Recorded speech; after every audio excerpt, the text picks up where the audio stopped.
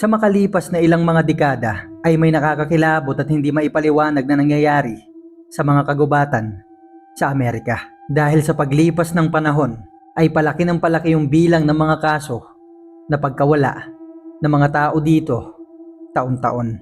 Yung iba sa kanila ay nakakauwi, nahahanap yung daan pabalik. May iba rin namang natatagpuan ng mga rescuer, pero may dala-dala yung mga to na mga nakakakilabot at hindi ka panipaniwalang mga kwento. Meron din naman mga taong mga nawala at sa paglipas ng mga taon ay natagpuan yung mga bangkay na mga to. Kung paano sila nagpunta sa lugar kung saan sila natagpuan at kung bakit sila nagpunta sa lugar na yon ay hindi na nalaman. At ang mga nakakakilabot at hindi maipaliwanag na mga kwento na yan ang magiging laman ng mga videos natin sa mga susunod na linggo. Pero ang kwentong maririnig nyo sa video na to ay isa na siguro sa mga pinaka nakakakilabot dahil patuloy pa rin itong nangyayari at hindi pa rin maipaliwanag. Ito ay tumutukoy sa isang camping site sa kagubatan sa Oregon na ngayon ay hindi na pinupuntahan ng mga tao dahil may mga nakakakilabot na nangyari dito sa makalipas na mga taon. Marami mang mga taong hindi naniniwala sa mga kwento na to, pero para sa mga taong nakatira sa Oregon ay alam nila kung ano ang mga nakita nila. At kung kagaya kitang mahilig makinig sa mga ganitong uri ng kwento, mga horror, mystery, mga sobat and solved cases, ay ilike mo na tong video na to and don't forget to subscribe. Simulan na natin ang kwento.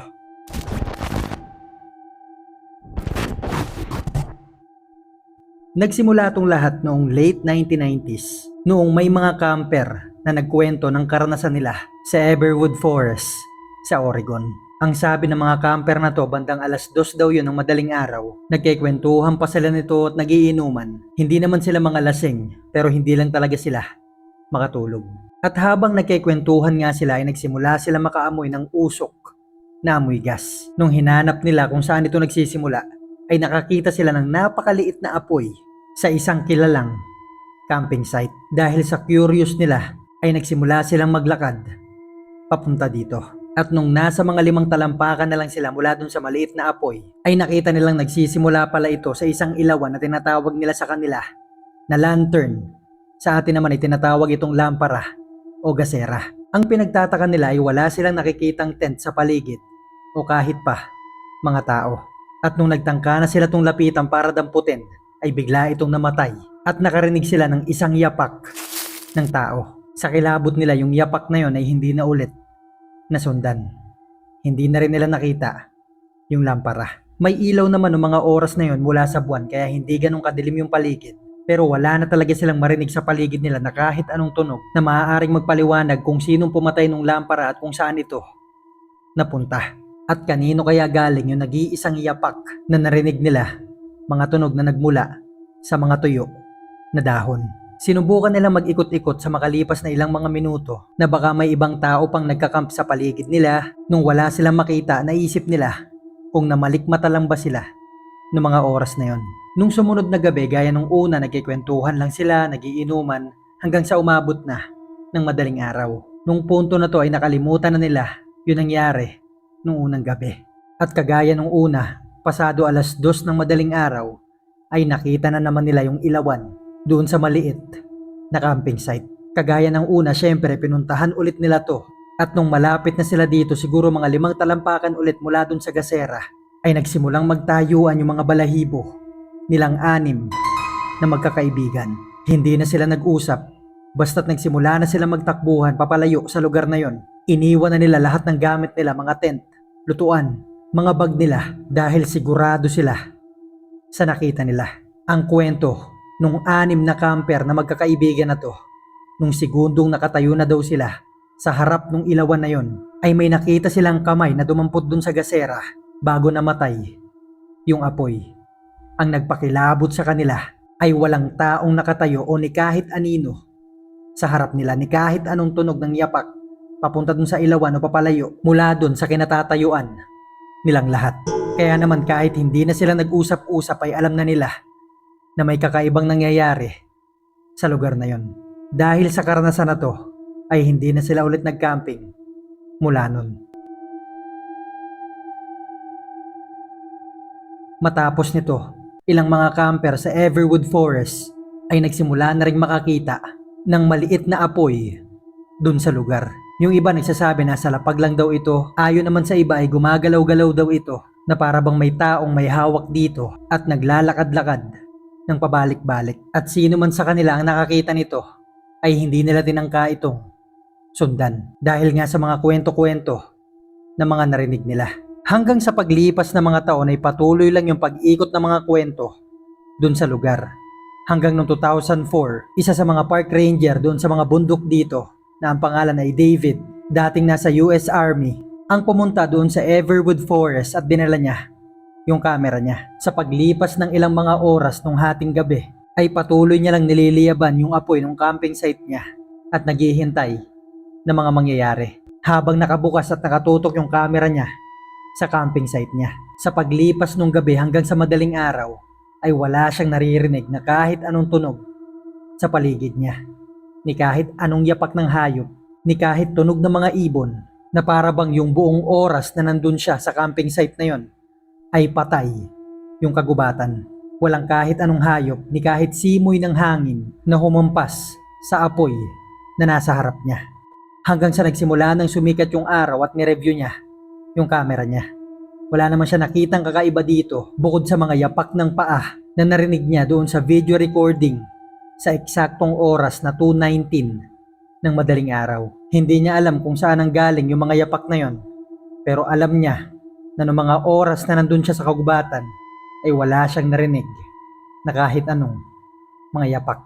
May ilang mga camper pa rin at mga taong dumadaan dun sa lugar ang nagsasabing nakikita pa rin daw nila yung maliit na apoy dun sa kagubatan. Pero sino man sa kanila ay walang nagtatangkang puntahan to. At hanggang noong 2013, may dalawang campers mula sa kabilang state ang nagpasyang pumunta na doon sa camping site sa kagubatan na yon na matatagpuan sa Willamette National Forest sa Oregon, na ngayon ay lugar na tinatawag na Lantern Point. Hindi sila naniniwala sa mga kwento-kwento na yon, pero gusto lang nilang masubukan.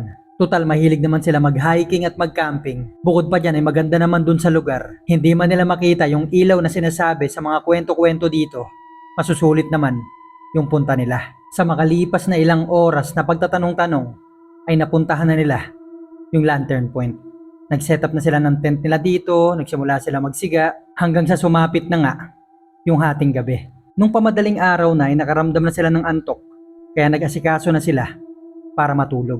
Ang kaso nga lang, bandang 2:00 ng madaling araw ay nakarinig sila ng ilang mga hakbang sa labas ng tent nila. Nung nagising sila, naisip nila syempre baka hayop lang na naglalakad-lakad, naghahanap ng pagkain. Kaya naman, binaliwala na lang nila. Ang kaso nga lang, bago sila ulit makatulog ay may napansin silang kakaiba. Itinayo nila yung tent nila na nakaharap sa lugar kung saan sila nagsindi ng apoy, nagluto at tumambay.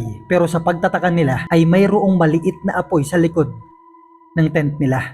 Kaya naman, lumabas silang dalawa at mga 10 metro ang layo mula sa tent nila ay nakita nila yung kwento-kwentuhang lampara. Hindi nila alam noong mga segundo na yon kung paano sila magre-react sa tinititigan nila. Pero bago pa man sila makagalaw sa kinatatayuan nila, ay nakita nila yung lampara na to na umangat na animoy may dumampot dito at nagsimula itong lumayo nang lumayo sa kanila hanggang sa hindi na nila to nakita.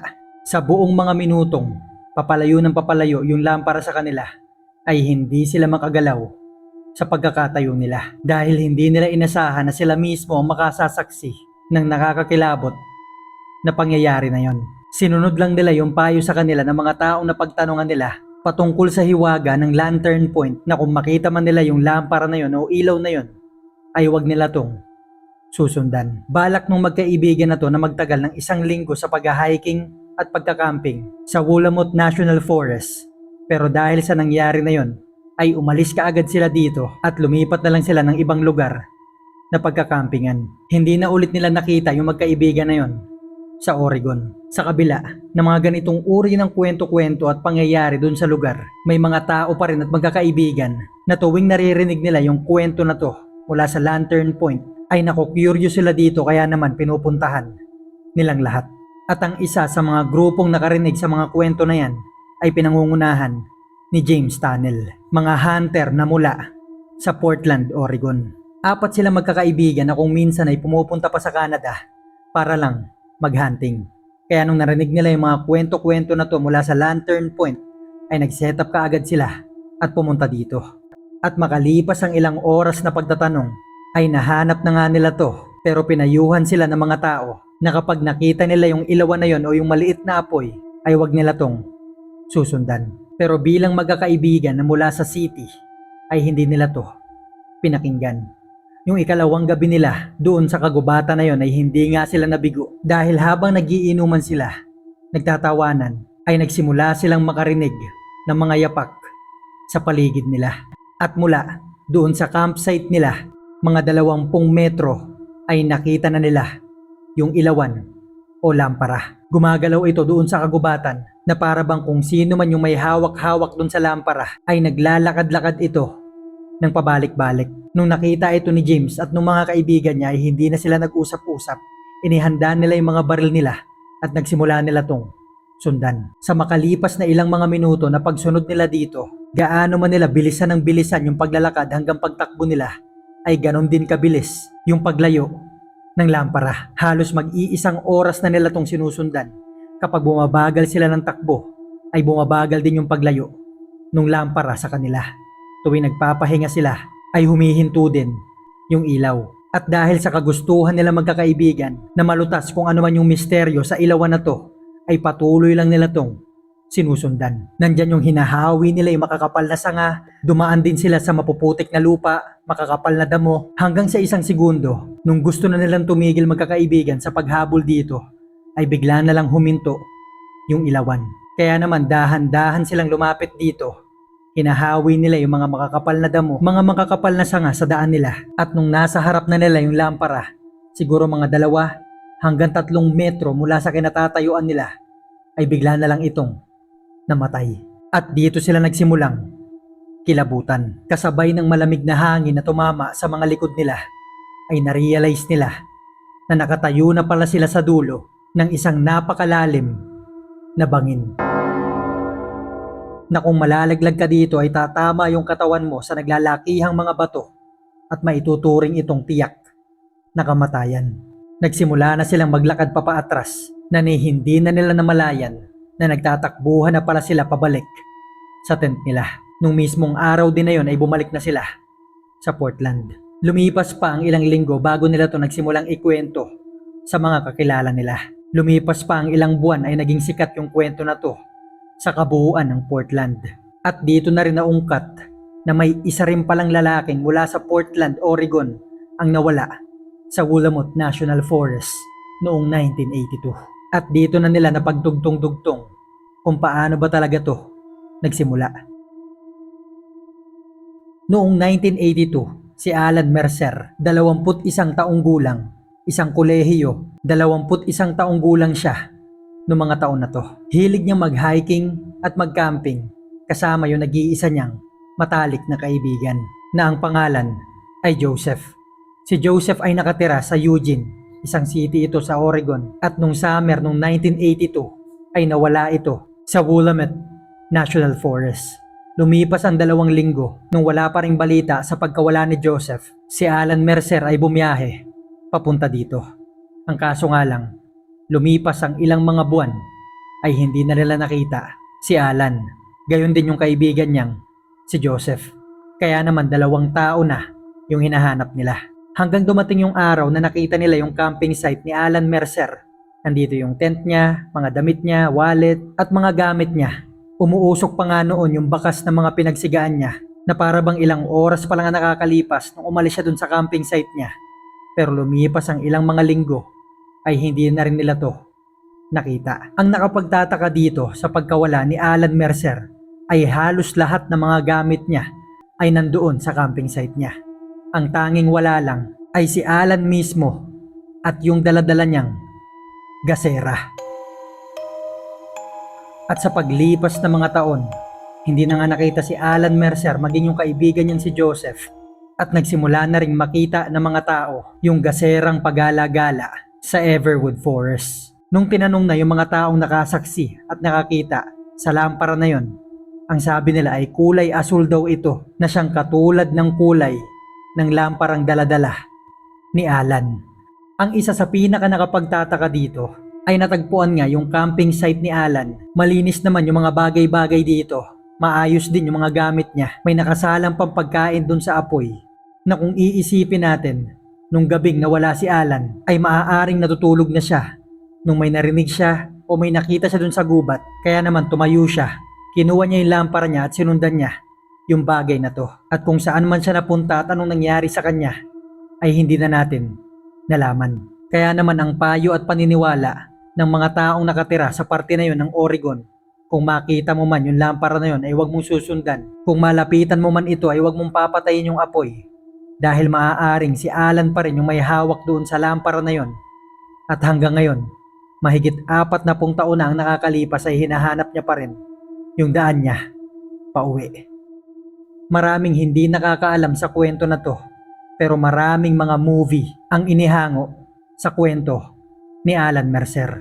Marami pa rin mga taong hindi naniniwala sa pangyayari na to, pero para sa mga taong nag-camping na sa Lantern Point o mga taong nadaan dito ng 2:00 ng madaling araw ay alam nila yung mga nakita nila. Hanggang sa ngayon ay wala ng mga taong nagka-camping dito. Ang huling balitang may pumunta dito ay noong 2021 na kung saan may mga magkakaibigan dito nag-set up ng camera at ng motion detector. Hindi dito nakita yung pag-ilaw ng lampara.